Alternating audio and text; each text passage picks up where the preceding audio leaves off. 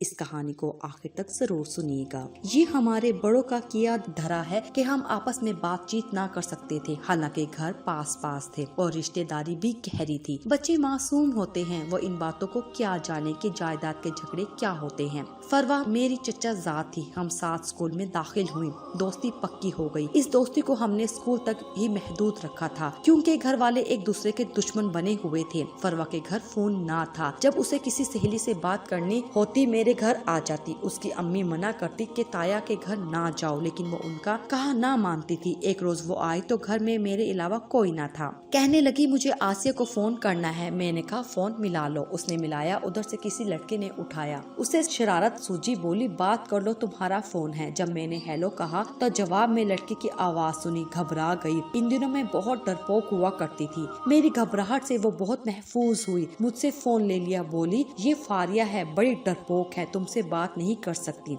मुझे बहुत बुरा लगा, लेकिन फरवा ने मेरे बुरा मानने की परवाह ना की, बल्कि देर तक उस लड़के से इधर उधर की भांगती रही। इसके बाद ये उसका मामूल हो गया। जब आती फोन मिलाकर बातें शुरू कर देती। मैं अम्मी को यूं ना बताती कहीं उसका आना बंद ना कर दे। अम्मी पूछती तो कह देती ये अपनी किसी सहेली से बातें करती है। वालदा मुझ पर खफा भी होती, मैं परवाह ना करती। फरवा की हम नो हो जाती। उस लड़के का नाम शाहरुख था। रफ्ता रफ्ता फरवा से उसकी दोस्ती हो गई। मैं अब तक उसके इस मामले से दूर रही, कहीं नाराज होकर मेरे घर आना बंद ना कर दे। एक रोज उसने कहा फारिया, घर वाले मेरे नाम की डाक खोल लेते हैं, मैं एक खत तुम्हारे पते पर मंगवाना चाहती हूँ। जब खत आए ध्यान रखना। मैं उसे अब मना भी ना कर सकी, कहीं हमारी दोस्ती ना टूट जाए। दरअसल मुझे उसकी दोस्ती बहुत अजीज थी। यूँ उसके खत मेरे नाम आने लगे। अम्मी मेरे खत ना खोलती थी और मुझे दे दिया करती थी। मैं वो खत फरवा को दे देती, कभी उसका लिफाफा ना खोलती। उसकी अमानत समझकर खत इस्लामाबाद से आता था। अम्मी समझती थी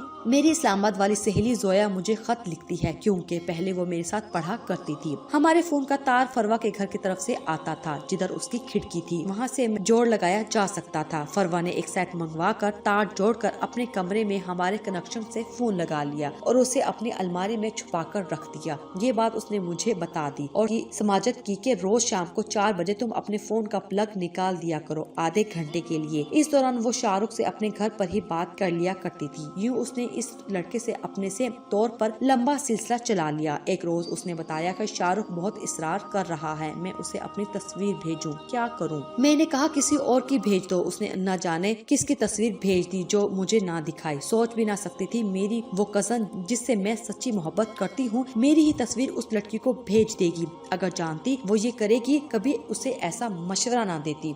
फरवा का ये सिलसिला चलता रहा। अगरचे मुझे ये सिलसिला पसंद ना था, लेकिन उसे रोक भी ना सकती थी, क्योंकि वो जिद की पक्की लड़की थी। मुझे अंदाजा हो गया वो मेरी दोस्ती छोड़ सकती है, शाहरुख को नहीं छोड़ सकती। एक रोज फरवा ने कहा आज मेरे साथ थोड़ी देर के लिए किताबों की दुकान तक चलना है। मैं हमराह चली गई। दुकान पर एक पक्के रंग का शख्स खड़ा था, जिसके हाथ में गुलाब का फूल था। यही शाहरुख था। फरवा ने कहा मुझे वो बिल्कुल अच्छा ना लगा। मामूली शक्ल सूरत का था, शादीशुदा और 4 बच्चों का बाप था। दुकान से निकल कर मैं फरवा को काफी लानत मलामत की तो वो बोली बातें तो अच्छी करता है, बोरियत दूर हो जाती है, मैंने कौन सी उसके साथ जिंदगी गुजारनी है, बस फोन की हद तक दोस्ती है। एक रोज छुट्टी के दिन फरवा आई। अम्मी अबू घर पर ना थे। आते ही उसने शाहरुख को फोन मिला लिया और मजाहिया गुफ्तगू करने लगी। जरा देर बाद फरमाइश की कि फारिया आज तुम भी उसके साथ 2-4 बातें कर लो। किस खुशी में? अरे भाई मेरी खुशी की खातिर, तुमको मेरी जान की कसम है। उसने जबरदस्ती मुझे रिसीवर थमा दिया। मुझे भला इस भूंडे आदमी से बात करके क्या खुशी होनी थी। जबरदस्ती 2-4 जुमले कहे। फरवा की खातिर ये मुझसे बड़ी गलती हो गई कि उसका कहा मान लिया। उसके बाद मेरी शामत आ गई। अब शाहरुख साहब बेबाक हो गए।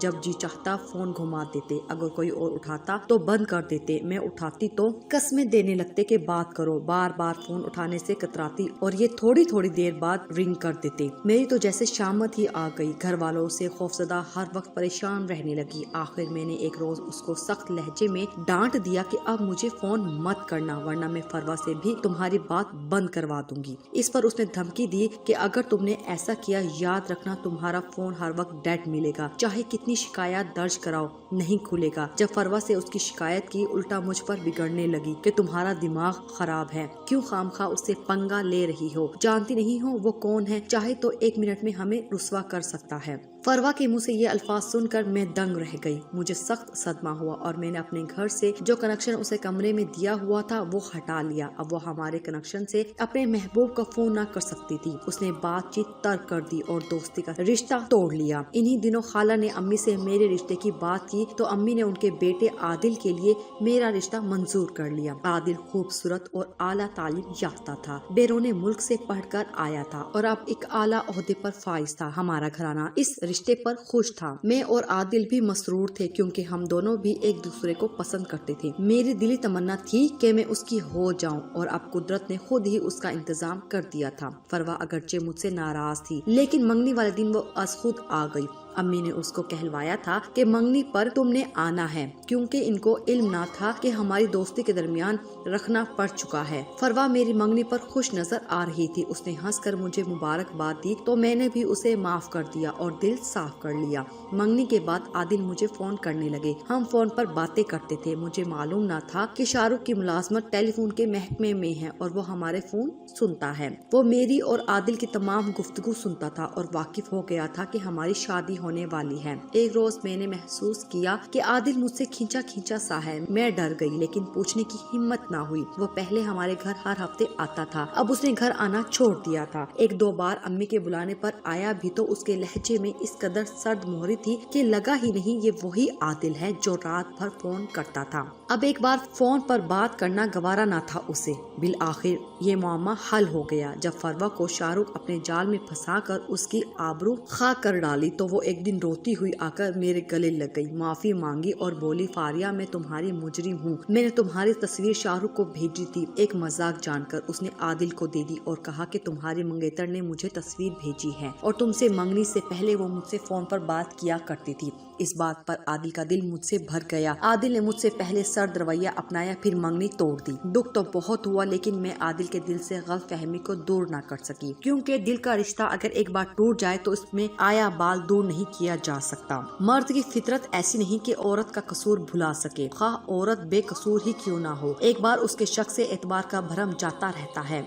मुझे आदिल के खो देने का बहुत गम हुआ मगर ये गम सहना पड़ा। इस परेशानी से मेरी तबीयत खराब रहने लगी। अम्मी ने चेकअप करवाया तो पता चला कि टीबी हो गई है। सच है गम गहरा हो तो दीमक की तरह इंसान की सेहत को चाट जाता है। बाकायदगी से इलाज होने लगा। बिल आखिर मैंने इस जानलेवा बीमारी से निजात हासिल कर ली मगर रूह को जो दीमक लगी वो ना जा सकी।